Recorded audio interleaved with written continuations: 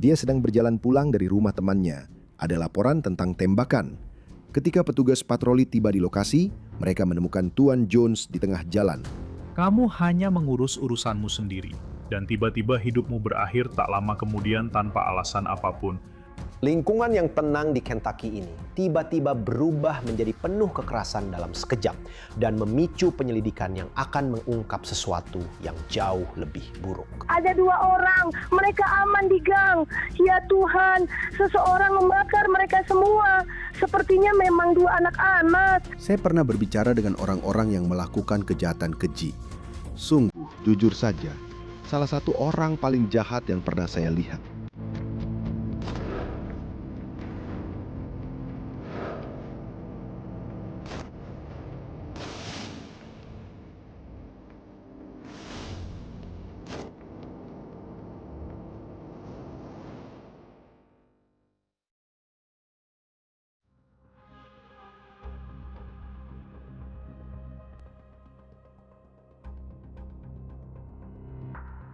Banyak kekacauan terjadi dalam kasus itu.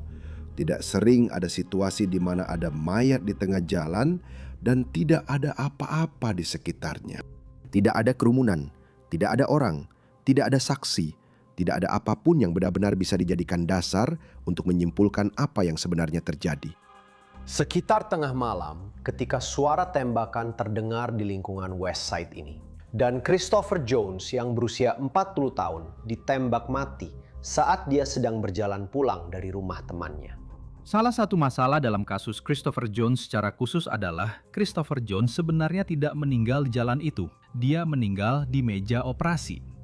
Kejadian penembakan sebenarnya bisa saja terjadi 1, 2, atau 3 yard dari tempat dia ditemukan saat tim ambulans tiba di sana. Jadi ketika Anda kembali untuk melakukan rekonstruksi tempat kejadian perkara, orientasi Anda benar-benar kacau pada saat itu. Tidak benar-benar ada kesempatan bagus untuk mengikuti banyak petunjuk. Kami sudah memeriksa latar belakangnya dan dia hanyalah orang biasa.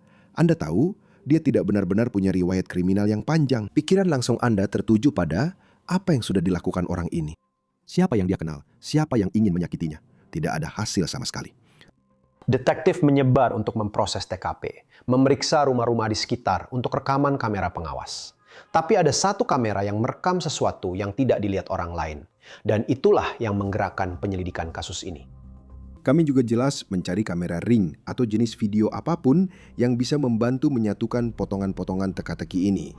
Kebetulan kami punya satu kamera yang memperlihatkan dari satu sudut sebuah mobil yang melaju kencang menjauh, tapi tidak ada yang signifikan.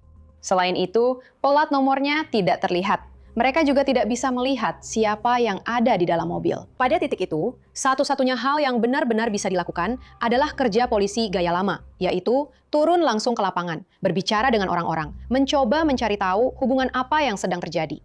Ketika ada seseorang yang sedang berjalan di jalan, di lingkungan perumahan, dan dia adalah satu-satunya orang yang dibunuh, sebagai penyelidik, Anda harus mulai berpikir bahwa individu tersebut memang menjadi target.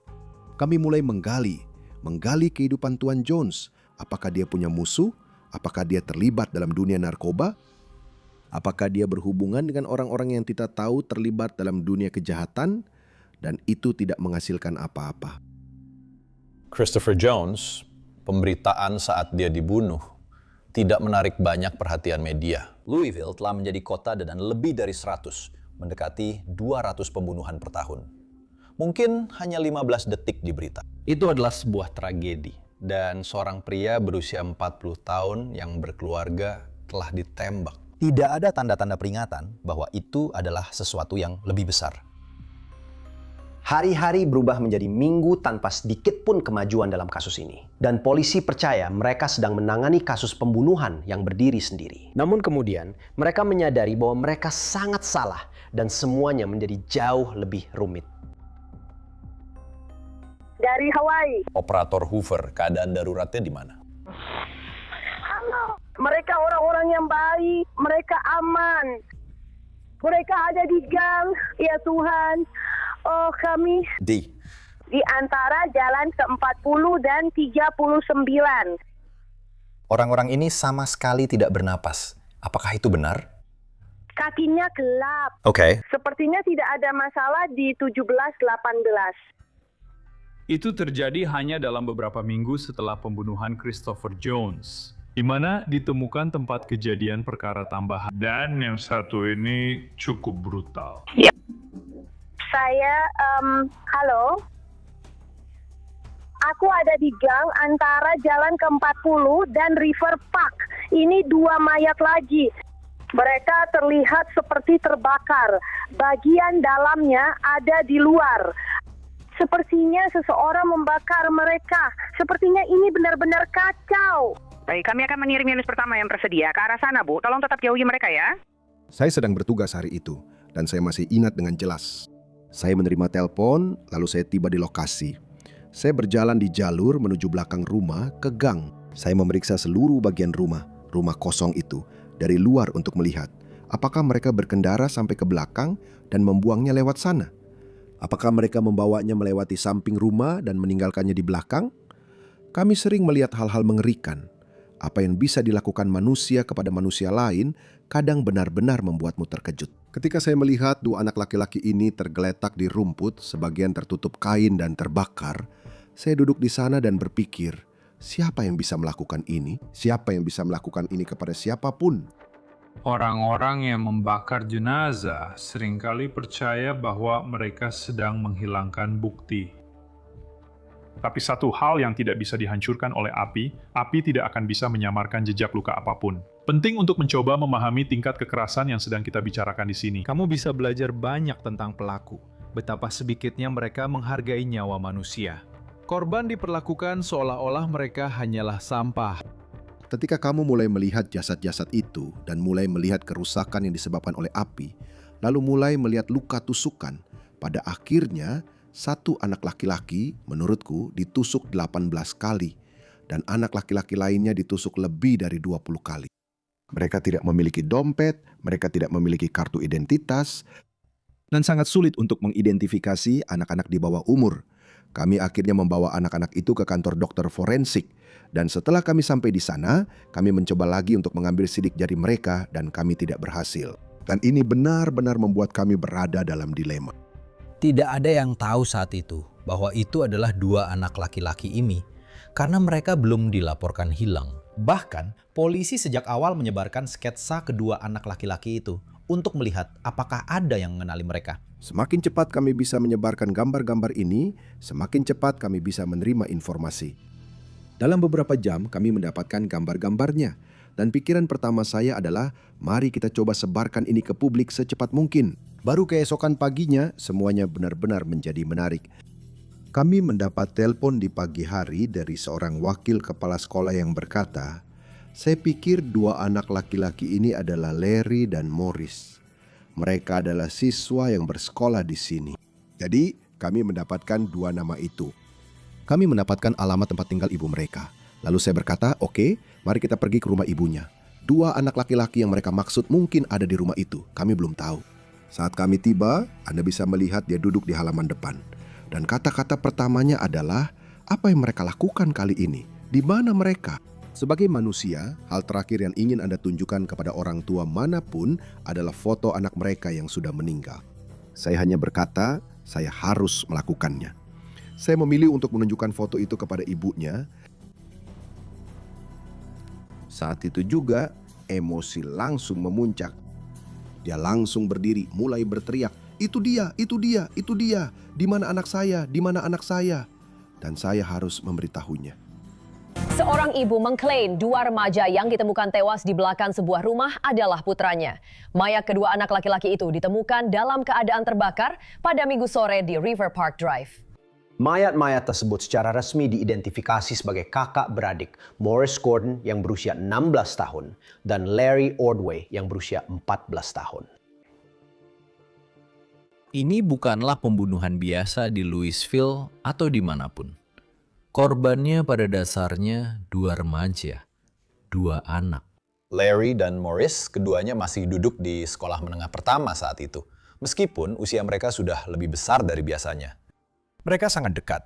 Saya tahu bahwa mereka tidak memiliki kehidupan keluarga yang baik, tidak memiliki kehidupan di rumah yang baik. Jadi mereka sering sendirian. Polisi tahu mereka harus mencari tahu siapa yang melakukan ini kepada dua remaja laki-laki ini. Jadi pertanyaan pertama mereka adalah, siapa teman-teman mereka? Dengan siapa mereka sering nongkrong? Siapa orang-orang yang biasa bergaul dengan mereka? Jadi mereka berbicara dengan keluarga. Mereka berbicara dengan teman-teman. Mereka mencoba mencari tahu siapa saja yang ada di lingkaran pergaulan mereka. Mama pasti akan tahu dengan siapa mereka bergaul. Dia akan mencoba mengisi kekosongan itu untuk mereka agar bisa memahami narasi apa yang membawa mereka ke tempat ini. Dan bukan hanya dia, tapi siapapun yang dia kenal secara pribadi yang pernah berhubungan dengan mereka. Dan itu membawa kita ke pertama kalinya kita mendengar nama Rambo. Dan saat kita mendengar nama itu, langsung terasa begitu kuat. Dan kami pun bertanya, siapa ini? Dia bilang, aku tahu itu dia. Aku tahu itu dia. Pria yang masuk ke mobil bersamanya, Rambo, yang namanya Bryce Rhodes. Bryce Rhodes dan pamannya pernah menghabiskan waktu bersama di penjara. Dan ibunya mengenal Bryce Rhodes dalam konteks hubungan yang terkesan romantis. Seolah-olah mereka sempat berpacaran, yang menambah dinamika berbeda dalam situasi ini. Apakah dia sudah sinis atau dia hanya asal menyebut namanya saja? Apakah ini situasi buruk yang jadi makin parah? Karena inilah perkembangan pertama yang benar-benar memberi kami petunjuk. Saya mundur dan mewawancarai ibunya dan pamannya. Mereka membicarakan dua sahabat terbaik mereka, Corey Taylor dan Ann Juan Carter. Salah satu terobosan besar yang didapat polisi adalah ketika ibu dari Morris dan Larry menelpon salah satu ponsel mereka dan seorang remaja yang menjawab. Dia berkata, "Di mana anak-anakku?" Ann Carter yang menjawab dan Jacory bersama dia. Detektif Vance dan dua detektif lainnya memutuskan untuk pergi ke tempat tinggal Ann Carter. Orang dewasa yang memiliki rumah itu membiarkan para detektif masuk. Detektif Vance menoleh dan dia melihat Ann Carter mencoba menyembunyikan ponsel di bawah tempat tidur.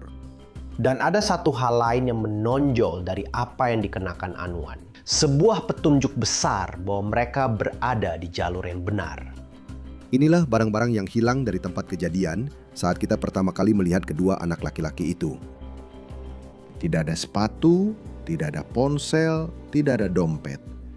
Ibunya kebetulan punya foto sepatu yang mereka kenakan. Dan lihatlah, coba tebak sepatu siapa yang dia pakai. Sepatu Morris. Itu saja yang kita butuhkan.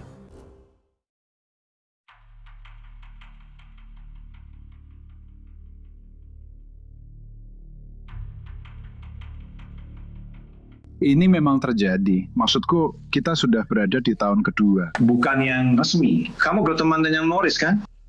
Kamu berteman dengan Larry, kan? Oke. Maaf, aku sedang tidak fokus. Aku ingin menendang seseorang, jujur saja. Itu mengingatkanku pada sepatu Jordan lama, bro. Aku harus tanya, berapa harga sepatu ini? Hampir 300. Serius? Serius? Ini legendaris, kamu tahu. Kamu punya beberapa jalur berbeda yang bisa diambil. Tapi hal pertama yang ingin kamu lakukan adalah memahami orang itu dulu. Mereka bereaksi terhadap apa? Apakah mereka merespon secara emosional? Apakah mereka merespon terhadap agama? Apakah mereka merespon terhadap suara ayah? Atau apakah mereka justru mundur dan bersikap agak stoik, bisa dibilang, tidak akan mengatakan apa-apa kepada siapapun. Tidak akan terjadi apa-apa. Dan kamu harus meluangkan lebih banyak waktu untuk meruntuhkan tembok-tembok itu agar bisa menciptakan jalur komunikasi. Sudah berapa lama? Saya sudah melihat Larry dan Morris selama 4 tahun. Apakah kamu ingin berbicara kepada kami tentang apa yang sedang terjadi? Ingat saja, bro. Mulai sekarang, semuanya tidak akan jadi lebih mudah.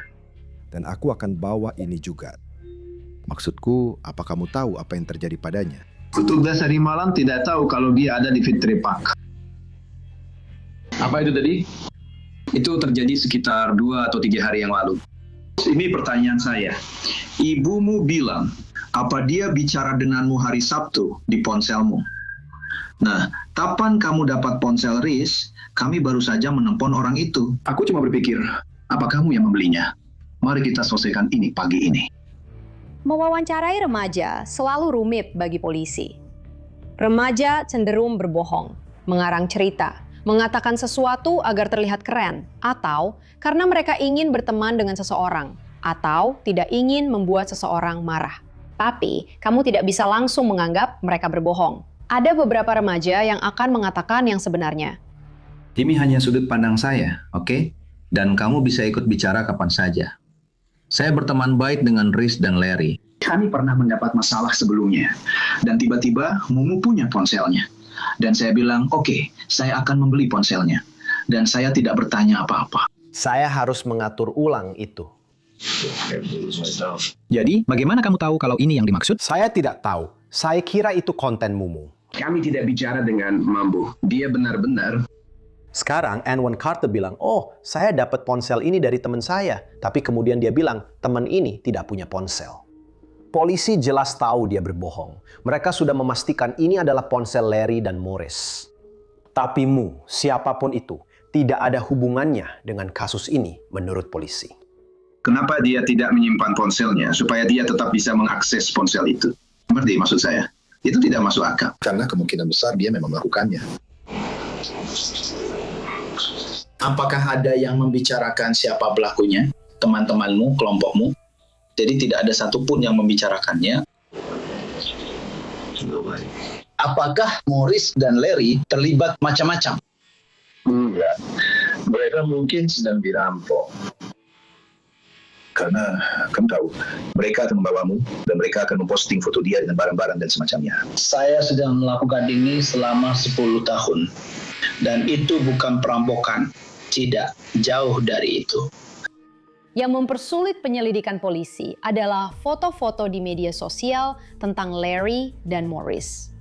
Foto-foto ini menunjukkan dua remaja laki-laki itu memegang senjata dan memamerkan uang. Tapi keluarga mereka mengatakan mereka hanya remaja bodoh yang mengunggah postingan itu. Mereka hanya berusaha terlihat keren dan tangguh di media sosial. Seharusnya tidak ada panggilan telepon ke anggota keluarga Anda sebelum kemarin. Ya, panggilan telepon ke Ibu Breeze. Seseorang memutuskan sambungan telepon. Aku tidak bisa menjawabnya. Ya, Ibu Garis bilang dia sudah bicara denganmu. Dan dia membicarakan sesuatu yang juga dia bicarakan denganku. Dia mengenali suaramu. Dan mereka memberitahunya bahwa mereka baik-baik saja. Kamu akan memintanya menelpon ibunya nanti. Jadi ibumu bilang, kamu melakukan FaceTime dengannya Sabtu malam. Dari nomor berapa kamu melakukan FaceTime dengan ibumu? Halo, itu sepupuku, Q. Kamu bilang terakhir kali bicara dengan Morris atau Larry itu Jumat malam. 2 atau 3 hari yang lalu, sudah 2 atau 3 hari. Jadi itu berarti sekitar hari Sabtu. Karena ibumu mengira kamu bersama mereka. Aku memutar seluruh mobil untuk menghadapinya. Jadi mereka ada di mobil bersamamu. Mereka pasti ada di mobil. Itu manis sekali. Aku tidak peduli. Itu yang tahu. Yang harus mereka. Namaku adalah Rambo. Apakah kamu tahu pasti bahwa Larry dan Rhys bersama Rambo? Aku juga bicara dengannya malam ini. Apa kamu sudah memberitahu kami di mana kamu berada hari Sabtu? Hari Sabtu aku ada di Pak Hill. Sepanjang hari. Ceritakan saja harimu, bro. Sederhana saja. Salat David Taylor sepanjang hari. Nanti. Malam itu, itulah yang Larry cari di dada sepupu saya. Kami tahu ayah Larry dan Morris sebenarnya tidak ada dalam kehidupan mereka. Dan Bryce Rhodes sedikit mengisi peran yang hilang itu dalam hidup mereka. Dan anak-anak ini mulai terpesona olehnya. Bryce Rhodes, dia pada dasarnya adalah sosok ayah bagi Larry dan Morris. Dia pernah berpacaran dengan ibu mereka, jadi ada hubungan di sana. Dia juga mengenal paman mereka dari masa sebelumnya di penjara. Mereka mengagumi Bryce Rhodes. Dia semacam cowok keren setempat ya di lingkungan itu. Dan bukan hanya itu, Bryce Rhodes juga pernah mengajak mereka makan, membelikan mereka pakaian, membelikan mereka sepatu. Rhodes adalah semacam rapper kecil-kecilan di komunitas itu. Inilah kelompoknya. Itu Bryce Rhodes, Anwan Quadra. Ada remaja-remaja lain yang memandang Bryce sebagai mentor dan dia memang semacam pemimpin kelompok ini. Sekarang Anwan Carter agak mengubah pendiriannya. Sekarang dia bilang dia bahkan tidak kenal Rambo. Kamu punya banyak ketakutan. Salah satu ketakutanmu mungkin Rambo, kan? Kamu nggak takut sama Rambo. Aku bahkan nggak tahu soal ini. Dia bilang ke saya di mobil ada seorang pria yang usianya sekitar 28 atau 20. Seorang pria yang lebih tua. Dan lalu sepertinya solid bagaimana mereka berlari. Jadi kamu belum pernah berada di mobil bersama Rambo. Salah satu mobilnya. Tidak, Tuhan berkati kalian semua. Tuhan memberkati kalian semua. Katakanlah sesuatu yang sangat buruk terjadi, oke? Dan kamu bukan bagian dari itu, tapi kamu harus ada di sana dan kamu menyaksikannya. Lalu seseorang yang terlibat dalam kejadian itu berpikir kamu mungkin akan memberitahu mereka. Lalu sesuatu yang sangat buruk terjadi padamu. Haruskah kita mengejar orang-orang yang menyakitimu? Itulah yang sedang kita lakukan. Jujurlah padaku, bantu kami demi teman-temanmu. Aku memberitahumu segalanya. Aku tahu pasti kamu tidak memberitahu kami semuanya, oke? Aku tahu kamu tahu tentang Rambo. Kami mulai berbicara dengan Anwan, dan itu persis seperti yang kami pikirkan akan terjadi. Aku tidak tahu tentang ini, aku tidak tahu tentang itu, dan aku mulai menyinggung beberapa hal. Dan kamu bisa melihat bahwa dia benar-benar sedang mengalami konflik. Apakah akan berbicara kepada kami dan memberitahu kami, atau hanya tetap diam? Adikmu melihat telepon itu saat kamu menjawab telepon di mobil. Kamu bilang kepadaku bahwa kamu tidak bersama Rambo. Tapi dia bilang, tidak, kamu memang bersama dia. Kamu bersama dia. Jadi ceritakan kepada kami tentang hal terakhir, informasi terakhir yang kamu tahu tentang mereka. Aku tahu kamu tahu tentang Rambo. Aku tidak tahu tentang Rambo. Soal Larry dan Reese, menurutku penting untuk kamu melihat beberapa hal. Sulit bagiku untuk melihat ini. Aku ingin menunjukkan kepadamu apa yang kami temukan hari Minggu. Aku ingin kamu melihat ini.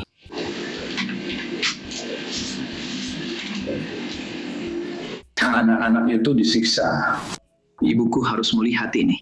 Pikirkan tentang menit-menit terakhir dalam hidup mereka. Apa yang mereka alami. Karena aku membayangkan itu seperti neraka di bumi. Mereka menunjukkan kepada Ann Juan Carter foto-foto dua temannya dan kondisi saat mereka ditemukan.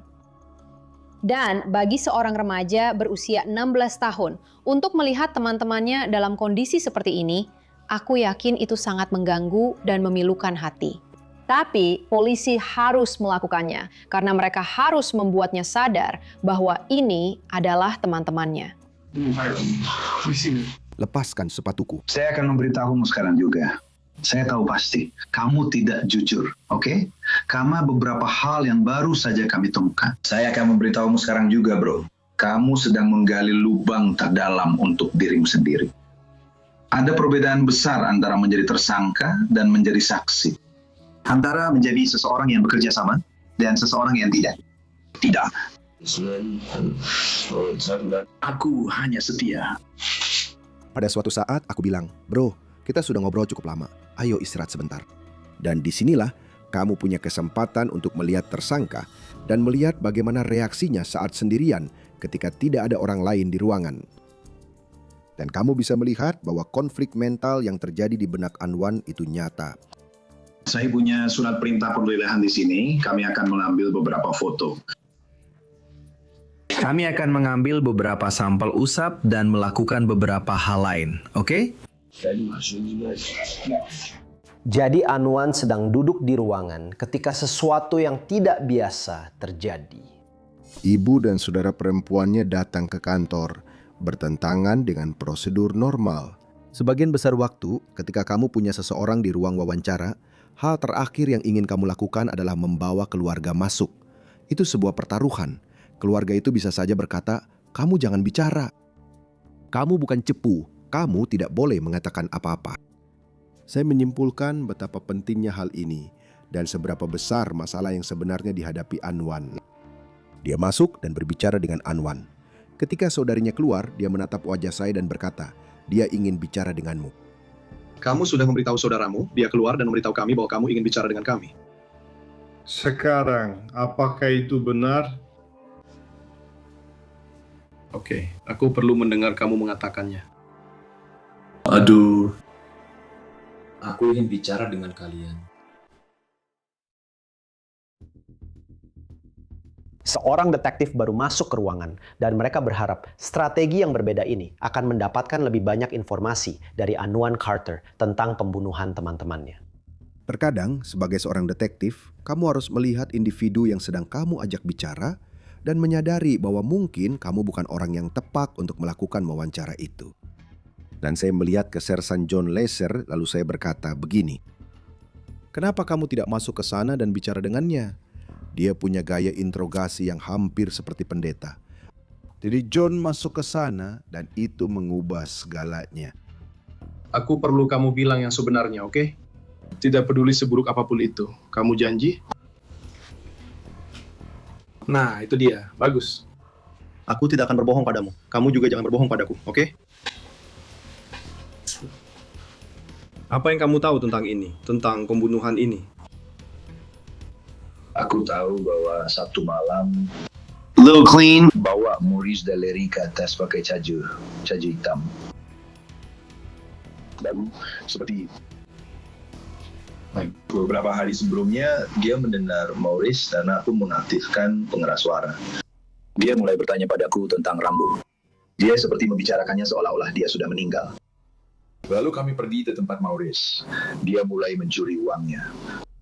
Lalu dia menebasku. Dia menebasku dan sepupuku. Tapi Maurice tidak mengambil mobil itu karena dia lapar. Dan kami berlindung bersama saudara sepupu saya. Lalu kami keluar dari Kabupaten Liabola. Kami menginap di sana karena aku dan Monko berada di tempat Rambo. Keesokan harinya, kami sudah tidak di sana lagi. Sepupuku, dia punya beberapa barang di bagasi mobil Rambo. Dia punya barang. Dan kami kembali ke mobil, lalu aku ditangkap oleh polisi di Park Hill. Dan kalian semua tahu cara begitu. Tapi aku masuk ke sana bersamanya. Dia mulai memberikan sedikit demi sedikit kebenaran, tapi tetap saja, Detektif John Lesher tahu lebih banyak daripada yang disadari N1 Carter. Jadi dia mencoba pendekatan yang berbeda. Dia memberitahu Carter bahwa Rambo alias Bryce Rhodes ada di ruangan lain, dan dia menceritakan lebih banyak tentang kejadian itu. Bro, gue pria yang menepati janji. Lo juga pria yang menepati janji. Kita sudah salaman soal itu. Oke, sekarang tolong berhenti. Berhenti bohong sama gue. Rambo bukan tipe orang yang bakal jagain lu. Karena dia nggak jagain lu sekarang. Dia malah ngorbanin lu. Dari semua yang gue pahami, lu terlibat sama kayak dia. Terakhir kali lu lihat Rambo itu kapan? Terakhir kali gue lihat dia itu hari Sabtu. Akhir pekan kemarin. Oke. Di mana lu lihat dia? Dia ada di rumahnya. Apa yang dia lakukan malam itu?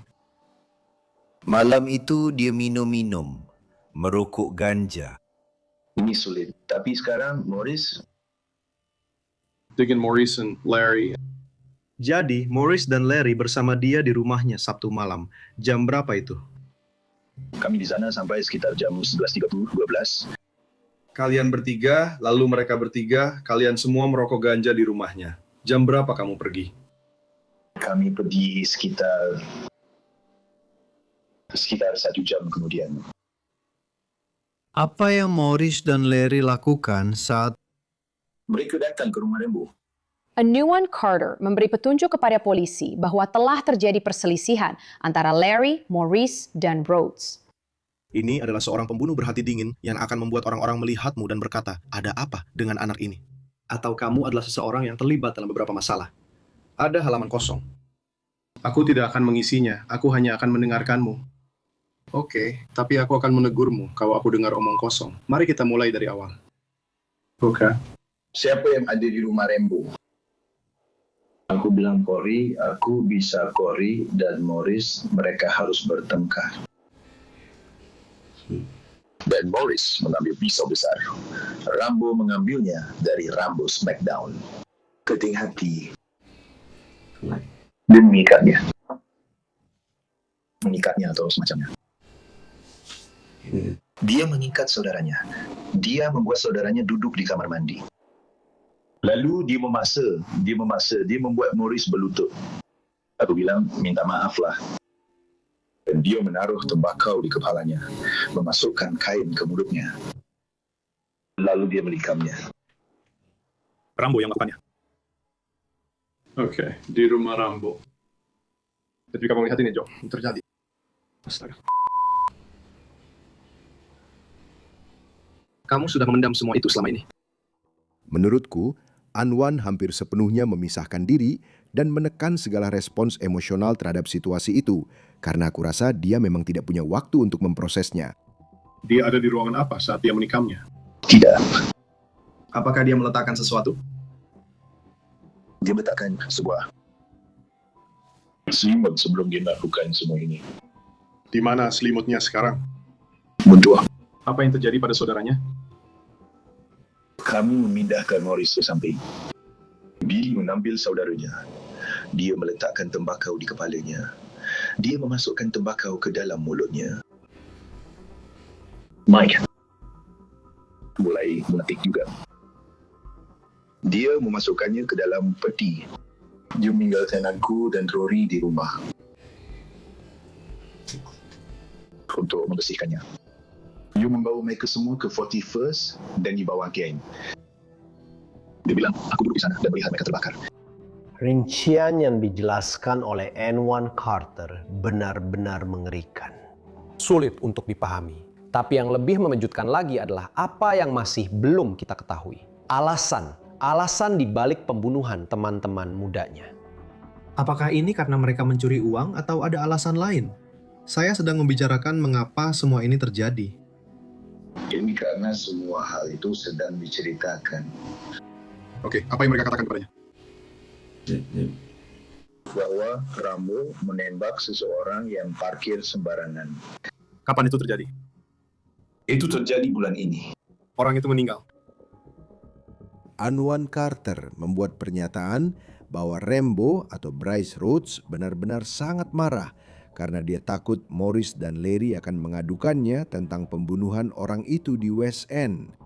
Dan saya langsung berpikir, orang di West End, ya ampun. Dan saat saya menonton ini, saya langsung sadar. Mereka membunuh Jones. Sampai saat itu, polisi sama sekali tidak tahu bahwa siapapun yang berhubungan dengan anak-anak ini atau N1 Carter tahu apapun tentang Christopher Jones. Dia ada di langit biru muda itu. Aku pindah ke Mazi. Dan dia berhenti lalu mematikan lampunya. Dan dia masuk perlahan. Aku hanya berbalik dan dia berkata di jalan lalu menembaknya.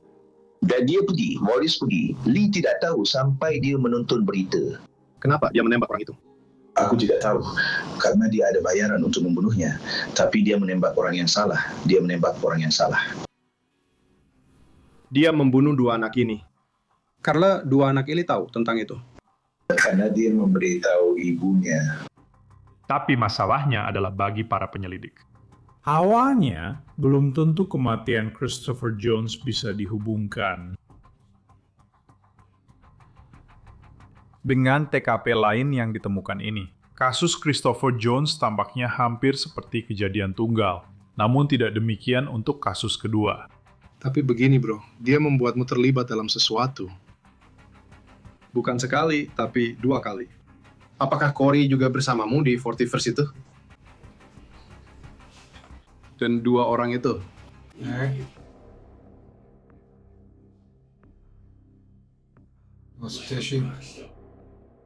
Dan tiba-tiba, alih-alih 2 kasus pembunuhan, kita berurusan dengan 3 kasus pembunuhan. Dan yang satu adalah akibat langsung dari yang lain. Katakan padaku apa yang kamu tahu. Apa yang aku tahu, apa yang aku dengar. Itulah yang aku tahu. Ayo bro, sobat, bilang aja yang sebenarnya bro. Hey, sebentar saja, kita akan langsung kembali ke kasus ini. Aku tahu kasus ini punya banyak sisi, tapi lihat, kita bisa mengumpulkan semua ini berkat dukungan luar biasa dari mitra kami, Upside. Ini adalah aplikasi yang luar biasa, omong-omong. Jadi Upside memberikanmu cashback tambahan untuk pembelian sehari-hari seperti bensin, belanja, makanan bungkus. Jadi begini caranya, kamu unduh Upside secara gratis. Kamu klaim penawaran di salah satu dari lebih dari 100.000 lokasi mereka. Kamu bayar seperti biasa dengan kartu, kamu verifikasi pembelian, dan begitu saja uang kembali. Jadi misalnya aku butuh isi bensin atau ingin beli makanan untuk dibawa pulang suatu malam. Aku akan cari penawaran dari Upside dulu. Dan setelah aku belanja, uangnya muncul di aplikasiku yang bisa langsung aku transfer ke rekening bankku. Dan pengguna setia Upside, mereka rata-rata mendapatkan kembali $154 per tahun.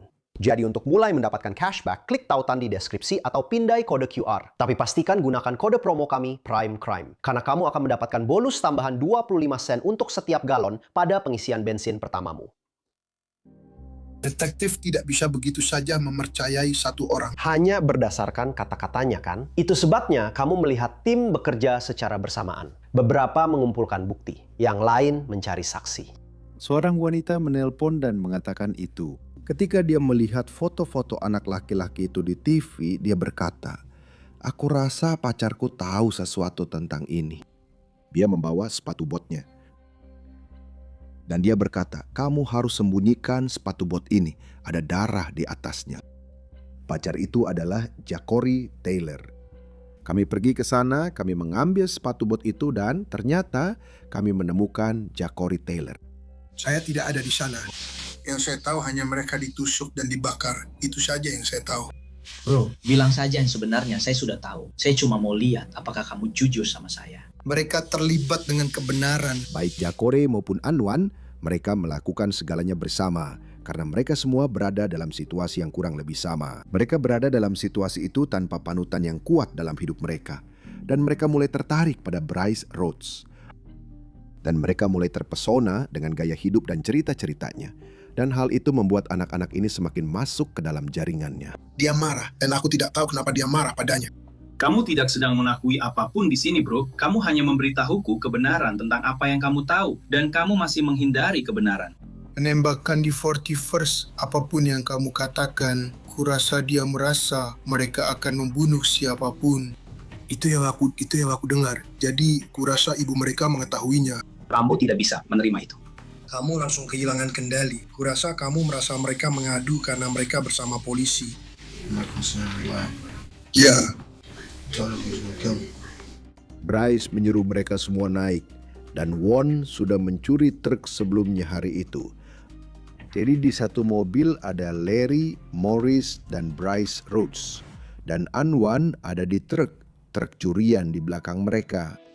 Dan mereka berkendara keliling West End mencari pria yang hanya Bryce yang tahu seperti apa wajahnya. Lalu mereka bertemu dengan Christopher Jones yang sedang menyeberang jalan. Dan Bryce Rhodes berkata, "Itu dia." Lalu terdengar suara tembakan. Jujur saja ya. Wah, jujur saja. Dia hanya ingin menunjukkan ketangguhannya dan seberapa tangguh dia sebenarnya. Dia ingin menunjukkan kepada kami, ingin melihat seberapa tangguh kami saat berkumpul dengan sekelompok anak muda. Kamu ingin mereka berada di jalanan, supaya mereka bisa terlibat denganmu. Ternyata mereka semua ada di sana saat Christopher Jones ditembak dan dibunuh dalam kemungkinan kasus salah sasaran. Dan Juan yang hanya bisa kupikirkan adalah, astaga, itu baru saja terjadi. Dia tidak memikirkannya, terus mengemudi dan menabrak. Christopher Jones tertabrak truk di lokasi kejadian. Kamu tahu bahwa ada kekacauan lain yang terjadi, bukan hanya tembakan. Karena luka-luka yang dia alami, Jacori mengatakan bahwa Bryce berkelahi dengan anak-anak itu. Larry dan Morris mengadu tentang dia. Menurut kata-katanya, hanya ada satu cara untuk mengurus pengadu. Kami menangkap Bryce Rhodes di sebuah pom bensin, dan itu adalah penangkapan taktis. Kami mendekat dari belakang dan membawa Bryce Rhodes ke dalam tahanan, lalu membawanya ke unit pembunuhan. Sementara itu, saya sedang menyiapkan surat perintah penggeledahan untuk kondominium yang menurut Anwan adalah tempat pembunuhan itu benar-benar terjadi. Detektif Holland adalah salah satu penyidik yang berada di kondominium itu, dan saya sedang berbicara di telepon dengannya. Saya masih ingat hal itu sampai hari ini. Saat dia berjalan mendekat, dia berkata, "Ya Tuhan, Aaron." Yang aku cium hanya bau pemutih. Baunya sangat menyengat sampai membuat mataku berair. Dan pikiran awalmu sebagai seorang penyidik, setiap kali mencium bau bahan kimia, kamu langsung berpikir, wah, semua buktiku hilang. Begitu kami masuk ke lokasi, karpetnya sudah basah kuyup. Ingat, dia melakukan berbagai cara untuk menutupi keterlibatannya. Saya rasa salah satu hal terbesarnya adalah kenyataan bahwa dia membakar mayat-mayat ini dan panas memengaruhi deposisi DNA. Itu merusaknya atau bahkan menghilangkannya sampai tingkat yang cukup besar. Jadi kamu belum tentu akan menemukan apapun di tubuh-tubuh itu. Jadi pilihan cadanganmu pada saat itu adalah bukti lain apa yang kamu punya. Karpetnya berwarna krem dan furniturnya putih. Jadi kamu harus tahu seberapa banyak. Satu anak laki-laki ditusuk 18 kali. 19 kali anak laki-laki lainnya ditusuk 2.223 4 kali. Ada darah, kamu hanya perlu melihatnya. Kami menemukan jejak darah di vas di bunga palsu. Lalu kami memutuskan, mari mundur sejenak dan gunakan Blue Star di ruangan ini. Detektif Holland, kalau mengutip ucapannya, dia berkata, itu bersinar seperti bulan purnama di langit. Sementara itu terjadi, saya sendiri bersiap untuk menginterogasi Bryce Rhodes. Jadi begini bro, kami sedang mencari 2 anak yang hilang dan kami tidak tahu. Kami dengar kamu mungkin tahu di mana mereka berada, atau kamu pernah terlihat bersama mereka, atau berbicara dengan mereka, dengan cara apapun. Apapun yang bisa kamu bantu untuk menemukan mereka, kami akan sangat menghargainya. Siapa mereka? Oh, maafkan saya. Maaf bro. Kamu tahu? Maurice. Dan siapa lagi? Dan Larry. Aku kenal dia. Ya. Apakah kamu sudah melihat dia akhir-akhir ini? Aku belum melihat dia, sudah sekitar seminggu. Kamu bisa melihat bahwa dari pihaknya ada tingkat perlawanan tertentu, salah satu hal yang dicari oleh para penyelidik. Kamu mulai berpikir tentang orang-orang yang menutup diri, menarik diri, atau mengalihkan pembicaraan. Kapan terakhir kali kamu ingat melihat dia dan di mana itu? Oh, mungkin di Circle Pay atau saat sedang lewat. Taylor, aku sering melihat dia di lingkungan sekitar dan kadang aku melihat dia sedang bermain basket dan hal-hal seperti itu. Siang jam berapa? Mungkin seperti yang dia bilang. Hari ini Selasa? Saya nggak tahu, mungkin kayaknya sekitar Selasa lalu, jujur aja. Selasa atau Rabu. Polisi membawa Bryce Rhodes untuk diperiksa dan mereka tidak mendapat banyak informasi darinya. Ini bukan wawancara yang lama. Dia mengakui bahwa dia mengenal anak-anak itu. Kamu dekat dengan anak-anak ini nggak? Santai aja. Kami main basket bareng. Saya akrab dengan banyak orang. Baiklah, saya mau tanya. Seberapa dekat kamu dengan mereka? Apa kamu sering nongkrong bareng mereka? Santai aja. Ya, kami nongkrong bareng di waktu yang berbeda. Kamu tahu, di waktu yang berbeda. Baiklah, apa kamu... pergi ke taman, main basket. Kamu tahu, mungkin pergi makan atau sesuatu. Ya, oke aja. Kamu tahu mereka sekolah di mana atau hal seperti itu? Enggak. Kenal keluarganya? Iya. Aku kenal pamannya dan aku kenal ibunya. Dulu aku pernah pacaran sama ibunya. Mungkin sekitar musim panas lalu, aku sering ngobrol sama dia dan lain-lain. Ada nggak yang ngomongin dia atau hal-hal kayak gitu di sekitar lingkungan sini? Sebetulnya TJ, dia ngirim pesan hari ini, paman mereka. Ya. Ngomongin soal, dia kayak ada seseorang yang meninggal atau semacamnya. Dan aku kirim pesan ke dia kayak, kamu bercanda kan? Ngerti maksudku? Dan mereka nggak pernah balas pesanku. Polisi, bukan tugas mereka saat kamu ada di ruang wawancara untuk memberikan informasi kepada orang tersebut. Karena semakin banyak informasi yang kamu berikan kepada mereka, itu adalah sesuatu yang bisa mereka manfaatkan. Dan seseorang yang benar-benar paham bagaimana menghadapi polisi dan bagaimana menjawab pertanyaan, mereka akan tahu kapan harus diam. Beberapa orang sangat pandai menipu. Apakah ada sesuatu yang belum kami tanyakan yang menurutmu keliru tentang saya? Kalian tidak mau bertanya apa-apa. Ya bro, kami hanya berusaha mencari anak-anak itu. Maksudku, kalian tahu, kalian punya pertanyaan, aku jawab, apapun yang kalian mau. Maksudku, aku berharap bisa membantu, tapi aku nggak tahu mereka ada di mana, ngerti kan? Rekan terdakwa Bryce Rhodes dibawa masuk untuk sesi profa. Ini adalah pertemuan yang sangat penting. Ada pengacara dari kedua belah pihak, dan mereka diharapkan untuk mengatakan seluruh kebenaran sebagai imbalan atas pertimbangan terhadap dakwaan mereka. Jadi, langkah demi langkah, Anwan dan Jacori menjelaskan apa yang terjadi pada malam-malam ketika Christopher Jones, Maurice Gordon, dan Larry Ardway dibunuh. Ini mengunci satu versi cerita yang bisa diuji oleh para penyidik dengan bukti-bukti yang ada. Dan Wan dan Jacori sudah berada di rumah bersama Bryce Rhodes. Dan ada satu orang lagi, Torin Coleman, kata Bryce. Kita harus membawa anak-anak ini ke sini. Kita harus membawa mereka ke sini. Kita harus memberi mereka pelajaran.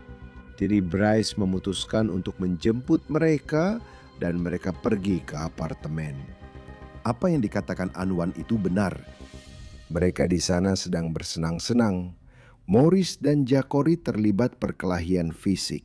Nah, saat perkelahian ini terjadi, Bryce Rhodes ikut campur dan disitulah semuanya mulai memburuk. Bryce memutuskan sudah saatnya dia memisahkan kedua saudara itu, Larry dan Morris. Dia mengikat mereka, membekap mulut mereka, dan menutup kepala mereka dengan tudung, lalu menaruh satu anak di kamar mandi. Bryce menikamnya, lalu dia mendorong saudara pertama ke samping dan membawa saudara yang satunya keluar. Dan itu pada dasarnya terulang kembali. Polisi tahu bahwa Anwan dan Jacory bukan dalang dari semua ini, bahwa ada orang lain di balik ini, kemungkinan besar Bryce Rhodes. Jadi, selama kesaksian yang jujur ini, terungkap bahwa bukan hanya Bryce Rhodes yang menikam teman-teman mereka, tetapi mereka juga menikam teman-teman mereka atas perintah Bryce Rhodes. Dari semua penyebab kematian, luka akibat benda tajam mungkin adalah yang paling intim.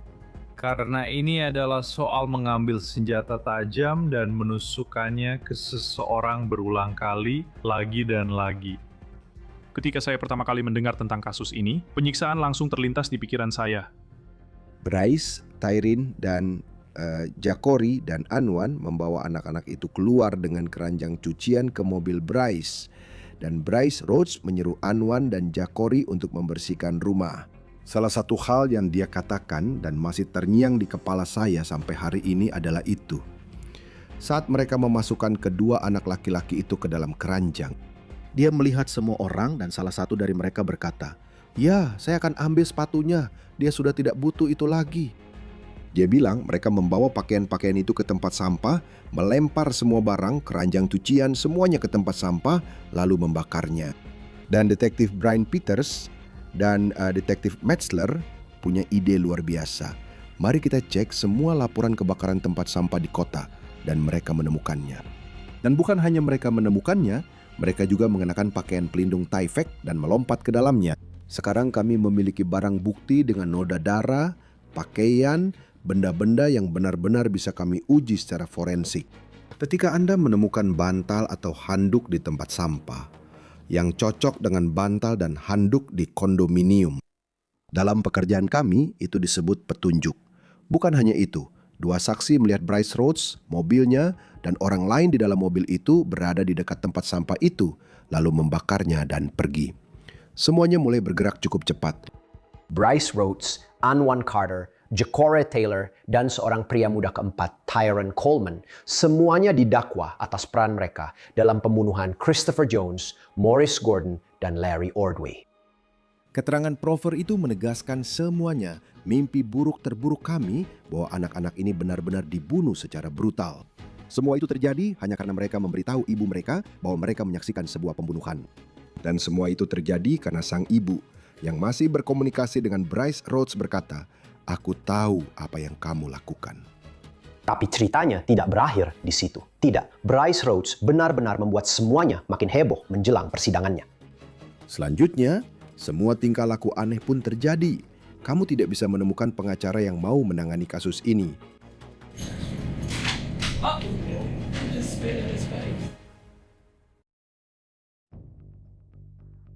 Jadi ini sudah merupakan kasus yang sangat tidak biasa, di mana ada dua remaja yang terbunuh dan ada seorang warga tak bersalah yang juga dibunuh.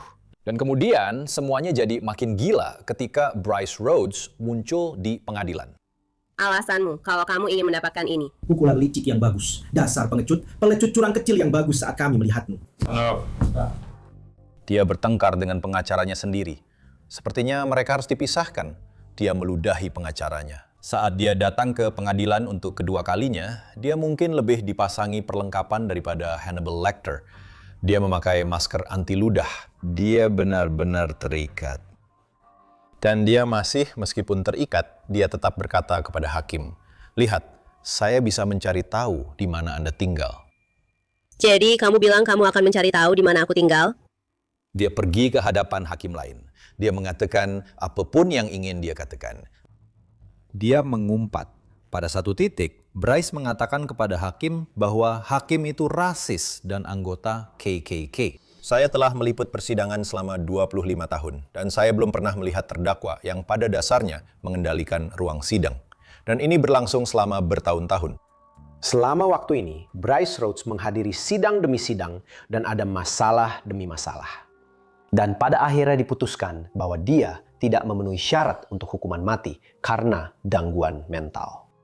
Dia punya kesempatan, terutama dengan dua pemuda ini. Bayangkan menjadi panutan laki-laki dalam hidup mereka. Dan dia menyia-nyiakannya. Dia menyia-nyiakannya hingga berujung pada kematian. Ternyata, dia juga menjadi tersangka dalam beberapa kasus lain. 3 pembunuhan lain setahu saya. Dan kami tidak tahu itu sampai setelah kami sudah memenjarakannya. Umumnya di Louisville, sebuah kasus pembunuhan akan memakan waktu antara 1 hingga 2 tahun. Mungkin 3 tahun. Terkadang ada kasus yang memakan waktu hingga 4 tahun. Kasus ini dimulai pada tahun 2016, tetapi baru berakhir pada tahun 2023. Sekarang, persidangan ini akhirnya dimulai pada bulan Desember 2023. Para anggota juri sekalian, pembunuhan pertama dilakukan dengan kejam dan tanpa perasaan. 2 pembunuhan berikutnya dilakukan dengan penuh perhitungan dan kejam. Suatu malam bersama Bryce Rhodes, mereka mendapatkan sebuah ide. Idenya pada dasarnya adalah ada seseorang yang menjadi target pembunuhan. Pria yang ada di trotoar itu adalah Christopher Jones. Dia hanya berada di tempat yang salah pada waktu yang salah. Bryce Rhodes mengetahui hal itu dengan mendengar percakapan telepon antara Jacore dan Morris.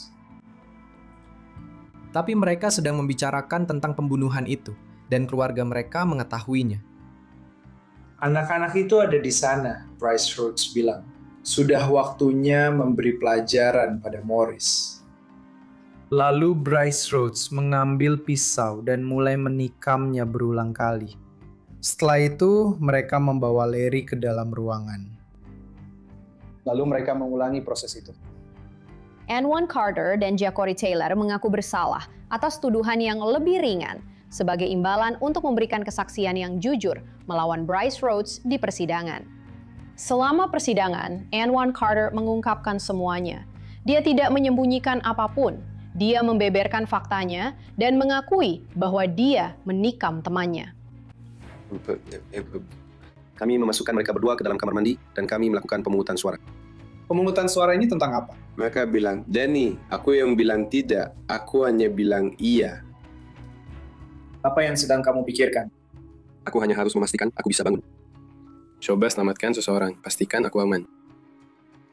Apa yang akan menghalangimu untuk keluar? Dokter 555, aku tidak setuju dengan itu. Apa yang akan terjadi? Aku akan bersamanya. Mungkin situasinya sama. Masih sama ya. Kisah Jacore dan Anwan, meskipun sedikit berbeda, pada dasarnya hampir sama. Jadi kami mendapat gambaran yang cukup jelas tentang apa yang terjadi malam itu dan betapa mengerikannya situasi yang dialami oleh anak laki-laki yang ada di kamar mandi. Mendengar saudaranya ditusuk dan kemudian dipukuli dan dibunuh sambil tahu bahwa kamu adalah korban berikutnya. Tuan Taylor, apa hubungan Anda dengan kasus ini?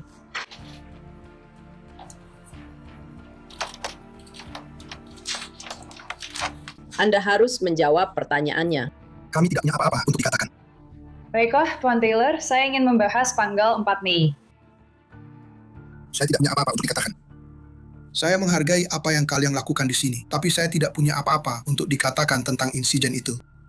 Awalnya, Jacore Taylor menolak untuk berbicara dan jelas bahwa dia menahan emosinya. Tuan Taylor, apakah Anda berada di 41st Street pada malam ketika Christopher Jones ditembak? Saya tidak punya apa-apa untuk dikatakan. Akhirnya dia mulai bercerita tentang malam ketika Christopher Jones dibunuh. Penembakan inilah yang pada akhirnya menyebabkan kematian Morris dan Larry, teman-teman Taylor. Kalian semua sedang berkendara di 41st Street. Kamu duduk di kursi belakang, Anwan mengikuti dari belakang. Apa yang terjadi? Berkeliling saja. Maurice berkeliling saja. Dia menghentikan mobil dan dia melihat seseorang di tengah jalan. Dan Bryce menyuruhnya keluar dari jalan. Menembaknya. Menembaknya. Bryce, dia belum pernah melihat orang ditembak. Kau tahu maksudku? Jari. Aku tidak akan bohong. Kami semua ketakutan. Ya, kami terkejut. Sebenarnya kami tidak benar-benar tahu. Kami hanya mengikuti saja. Ada di antara kalian membicarakan ini sebelum 21 Mei. Ya, aku dan Maurice membicarakannya. Dan Larry. Dia bilang ke aku kalau dia nggak berurusan sama Bryce lagi karena situasinya. Dia dengar mereka bakal ngasih tahu dia, jadi dia bilang, kita nggak bisa berurusan sama mereka lagi. Balas dia dengan bilang, aku ingat dia pernah coba melepaskan diri. Dan dia membuatnya, dia menolaknya, lalu mulai menikamnya. Ya, setelah semuanya terjadi, dia sudah terjatuh. Dia menyerahkan pisau itu kepadaku dan memaksaku untuk menikamnya juga. Pihak penuntut menghadirkan semua bukti yang dikumpulkan selama penyelidikan ini dan pada akhirnya memanggil hampir 20 saksi untuk bersaksi. Sementara itu, untuk pembelaan Bryce Rhodes, mereka lebih fokus pada pemeriksaan silang untuk mencoba mendiskreditkan saksi-saksi pihak penuntut daripada menghadirkan saksi mereka sendiri. Aku yang menikamnya. Aku menikam Maurice di bagian samping tubuhnya. Aku menabraknya dengan mobil. Aku menabraknya hingga terlindas. Hadirin sekalian, ini adalah kutipan dari seseorang yang terlibat dalam kasus ini. Tapi ini bukan kutipan dari Bryce Rhodes. Anwan Carter berbicara tentang membunuh sahabatnya Maurice Gordon dan melindas Christopher Jones yang tak bergaya. Anwan Carter adalah saksi utama dari pihak penuntut dalam persidangan ini. Saya rasa Anda akan menemukan bahwa tidak ada saksi mata yang tidak terlibat langsung dalam kejahatan-kejahatan ini. Departemen Kepolisian Metro Lobal menemukan jejak ban dan jejak kaki di lokasi tempat tubuh Larry dan Maurice ditemukan. Jejak ban tersebut tidak dapat dikaitkan dengan kendaraan Bryce. Jejak kaki tersebut tidak cocok dengan sepatu Bryce. Sidik jari Bryce tidak ditemukan pada barang bukti apapun. Anwan Carter memberikan sebuah nama. Polisi langsung mengambilnya dan menindaklanjutinya. Sampai saat itu, yang mereka miliki hanyalah anak-anak membunuh anak-anak lain. Mereka ingin ada orang dewasa yang bisa dijadikan kambing hitam. Dan sekarang kita sampai di titik ini. Apa kamu sudah memberitahu Detektif Tonelli bahwa kamu belum mendengar apa-apa atau tidak tahu apa-apa tentang kematian Maurice dan Larry? Awalnya. Iya. Dan kemudian kamu berubah pikiran. Apakah itu benar? Apakah saat itu kamu memberitahu detektif bahwa kamu tidak dekat dengan Rambo? Apakah kamu ingat mengatakan kepada petugas Tonelli bahwa kamu tidak terlibat dalam kejahatan itu? Ya. Akhirnya, kamu mengubah ceritamu lagi. Untuk ketiga kalinya, benar? Pembelaan Bryce Rhodes adalah bahwa dia dijebak oleh polisi. Dan ketiga remaja ini, mereka semua terlibat dalam pembunuhan itu. Mereka tidak akan rugi apa-apa dengan mengatakan, ya, Bryce Rhodes yang lakukannya. Pembela Bryce Rhodes mengatakan, ini bukan orang-orang yang paling bisa dipercaya. Mereka sudah mengakui kepada Anda bahwa mereka juga terlibat dalam pembersihan dan membuang mayat-mayat itu. Anda pasti terlibat dalam kematian ini. Benar. Saya hadir ya, Pak. Kamu sebenarnya tidak ingin menjawab pertanyaan itu, kan? Benar? Artinya begitu. Sama bersalahnya, kan? Sedikit lebih dari itu, benar. Aku ada di sana. Kamu mengatakan kepada juri ini bahwa Maurice sebenarnya yang memulai. Masalah denganmu. Ya, Pak. Kau bilang Maurice yang mengacungkan pisau padamu. Ya, Pak. Dia mengambil pisau yang dibawa Bryce untuk menyerangku dengan pisau itu. Pihak pembela pada dasarnya mengatakan bahwa juri tidak bisa mendengarkan para saksi ini karena mereka sama bersalahnya dan mungkin saja mereka yang melakukan semuanya sendiri. Setelah berhari-hari mendengarkan kesaksian dan secara mengejutkan tidak ada ledakan emosi dari Bryce Rhodes selama persidangan ini, juri hanya membutuhkan waktu kurang dari 5 jam untuk memberikan putusan. Apakah juri sudah dapat mengambil putusan dalam kasus ini? Pembunuhan terhadap Christopher Jones? Kami, para juri, menyatakan terdakwa bersalah atas pembunuhan. Pembunuhan terhadap Maurice Gordon. Kami, para juri, menyatakan terdakwa bersalah atas pembunuhan. Pembunuhan terhadap Larry Ordway. Kami, para juri, menyatakan terdakwa bersalah atas pembunuhan. Jadi 3 terdakwa lain telah membuat kesepakatan dengan polisi dengan hukuman penjara yang berbeda-beda. Sementara Bryce Rhodes akhirnya dinyatakan bersalah oleh juri atas 3 tuduhan pembunuhan. Sekali lagi, hukuman mati tidak menjadi pilihan. Jadi mereka memberikan hukuman maksimal yang bisa mereka berikan. 3 bulan setelah persidangan, dalam sidang penjatuhan hukuman bagi Bryce Rhodes, keluarga Christopher, Maurice, dan Larry mendapat kesempatan untuk berbicara di hadapan pengadilan. Ini sangat menyakitkan bagi saya dan keluarga saya. Apa yang dia lakukan benar-benar tidak bisa dibayangkan. Atas nama putra saya dan keluarga saya, kami memaafkan. Tapi kami memaafkan demi diri kami sendiri, bukan demi dia. Saya sudah menunggu selama 7 tahun. 7 tahun yang sangat panjang untuk ini. Hari ini, pada tanggal 18 Desember, ketika mereka menyatakan Bryce Rhodes bersalah. Larry kecil bermain sepak bola. Laris kecil ingin bermusik. Dan dia merenggut itu dari mereka. Kau tahu, aku duduk di ruang sidang ini dan mendengarkan semuanya. Satu hal yang dia lakukan pada cucu-cucuku itu langsung menyentuh hatiku. Bagaimana kau memutilasi mereka seperti binatang? Tuhan berkata, pembalasan adalah milikku. Demikian firman Tuhan. Kau bisa menemukan Tuhan di mana saja. Di mana saja. Dan aku harap kamu benar-benar menemukan Yesus. Ini sejauh ini adalah salah satu kasus paling tragis yang pernah aku tangani. Segala sesuatu tentang kasus ini benar-benar mengerikan. Jadi pengadilan akan mengikuti rekomendasi juri sesuai dengan hukum dan menjatuhkan hukuman penjara seumur hidup tanpa kemungkinan pembebasan bersyarat. Saya telah berurusan dengan segala macam penjahat dari berbagai jenis sepanjang karir saya. Dan saya mengatakan ini tanpa keraguan sedikit pun. Kejahatan itu ada. Dan saya sudah melihat kejahatan. Itu menakutkan dan membuat hati hancur sebagai seorang manusia. Saya senang dia sudah tidak berkeliaran lagi. Saya benci karena dia telah menghancurkan begitu banyak kehidupan. Tapi pada akhirnya tidak ada apa-apa. Tidak ada kata-kata yang cukup, tidak ada air mata yang cukup. Tidak ada cukup simpati dan doa yang bisa kamu kirimkan kepada siapapun yang bisa menggantikan 3 jiwa berharga ini yang telah direnggut.